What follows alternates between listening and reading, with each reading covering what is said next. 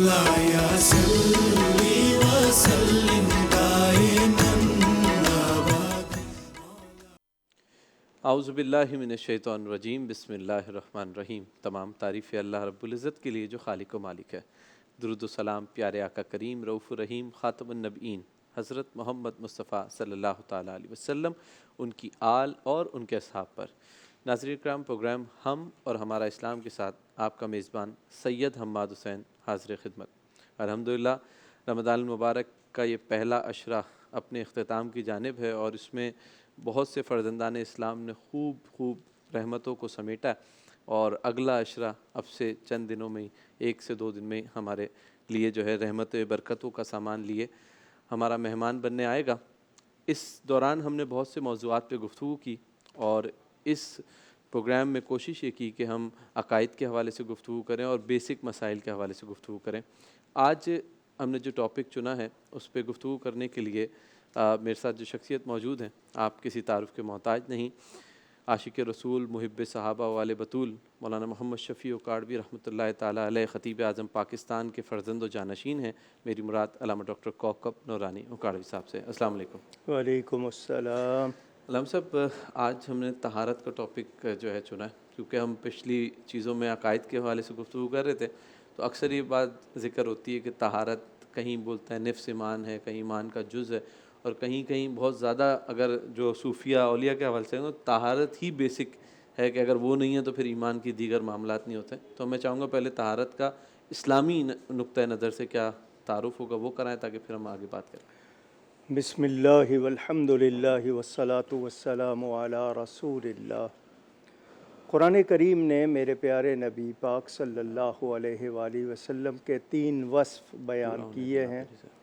یعلمہم الکتاب والحکمہ ویزکیہم، کہ وہ کتاب و حکمت سکھاتے ہیں. یتلو علیہم آیاتہ پہلا، پھر کتاب و حکمت سکھاتے ہیں، اور تیسرا ویزکیہم، طہارت، تزکیہ، نظافت، ستھرائی، پاکیزگی، کلینلینس. عربی میں پاک ہم جس کا ترجمہ کرتے ہیں، انگلش میں اس کے لیے کوئی پراپر ورڈ نہیں ہے، لیکن ہولینس، کلینلینس نہیں ہے پاک کا ترجمہ، ہولینس کے قریب آ جائے گی بات. ایک ہوتی ہے ظاہری اور ایک ہوتی ہے باطنی. بالکل. ایک ہوتی ہے بدنی، ایک ہوتی ہے اعتقادی. دونوں طرح طہارت. اللہ تعالیٰ نے انسان کے مزاج میں یہ فطرت میں رکھا ہے کہ وہ ترتیب کو، حسن کو پسند کرتا ہے. بالکل اسی طرح خود اللہ کی شان ان اللہ جمیل یحب الجمال، وہ جمیل ہے، جمال کو پسند کرتا ہے. کیا بات. اگر کوئی چیز خوشنما لگتی ہے تو آپ کو ایک آسودگی ملتی ہے، ایک آسانی ہوتی ہے.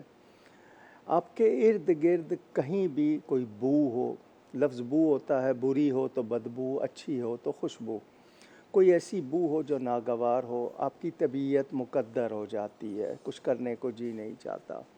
ماحول میں ہو، بدن میں ہو، کپڑوں میں ہو، الفاظ میں ہو، مزاج میں ہو، یہ تمام چیزیں اسلام یہ چاہتا ہے کہ میں اپنے لیے بھی اور اپنے ارد گرد والوں کے لیے بھی اچھا ہوں. ان کو مجھ سے کراہت نہ ہو، تکلیف نہ ہو، ناپسندیدگی نہ ہو. لفظوں میں میری خوبی ہوگی، سنیں گے، نہیں ہوگی ناپسند کریں گے. مزاج میں میرے خوبی ہوگی، پسند کریں گے، نہیں ہوگی ناپسند کریں. تو طہارت اور پاکیزگی 2 معنوں میں لیا جائے گا، ستھرائی، صفائی اور پاکیزگی. یہ دونوں چیزیں سامنے رکھیں. ہمارے ہاں فقہی زبان میں حدث اصغر، حدث اکبر. حدث اصغر ظاہری طور پر تھوڑی سی ناپاکی جو وضو سے ٹھیک ہو جاتی ہے. حدث اکبر جس کے لیے غسل ضروری ہوتا ہے.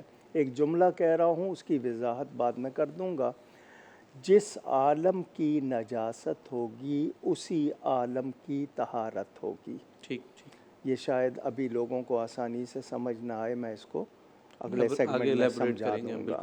تو انسان کو چاہیے کہ وہ خود ستھرا رہے، اپنے ارد گرد ماحول کو ستھرا رکھے، اور اپنے انداز میں، آواز میں، مزاج میں، اداؤں میں اس میں بھی عمدگی رکھے، صفائی ستھرائی رکھے. میں گفتگو کروں تو صاف ہو، میں لہجوں میں بھی طہارت ہو، ایسے لفظ نہ بولوں جو دوسرے کے لیے ناگوار ہو. ناگوار ہو جائیں. تو یہ کہا گیا ہے. تو انسان صفائی کا آپ نے خود اشارہ کر دیا، دونوں حدیثیں ہیں، ایک میں شطر الایمان ہے، ایک میں نصف الایمان ہے. تو اب الٹا معاملہ ہو گیا ہے، یعنی صفائی کو دوسروں نے اپنا لیا ہے. حالانکہ ایک زمانے میں ہم پرچہ لکھتے تھے تو صفائی کے 5 نمبر الگ ملتے تھے. شروع میں یہ بھی ہوتا تھا، اب تو خیر قلم کاغذ کا صفائی کے استعمال نمبر سے کہتے ہیں. جی رہے نہیں ہیں. خیال رکھا جاتا تھا میرے ناخن صاف ہوں، دانت صاف ہوں، میرے لباس میں کوئی ایسی چیز نہ ہو، میرے منہ سے بدبو نہ آئے، نمازی کے لیے میرے ساتھ کھڑے ہونے والے کو یا فرشتوں کو تکلیف نہ ہو. تو صفائی پر آپ کے لیے بہتری، صحت بھی رکھی گئی، ثواب بھی رکھا گیا.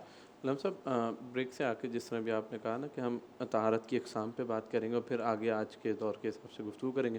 ایک بریک کی جانب چلتے ہیں، بریک کے بعد دوبارہ حاضر ہوتے ہیں. ناظرین کرام ایک چھوٹا سا بریک ہے، بریک کے بعد دوبارہ حاضر ہوتے ہیں. مولایا صلی